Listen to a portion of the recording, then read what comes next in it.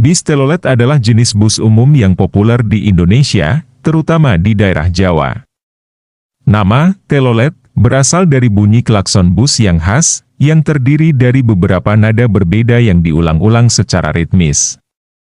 Banyak anak-anak di Indonesia sangat menyukai bunyi klakson telolet, dan mereka sering meminta sopir bus untuk meniupkan klakson ketika bus melintas di dekat mereka. Bis telolet sering dihias dengan gambar karakter kartun atau tokoh populer untuk menarik perhatian penumpang. Bis telolet telah menjadi ikon budaya populer di Indonesia dan bahkan menjadi tema dalam beberapa lagu dan video musik.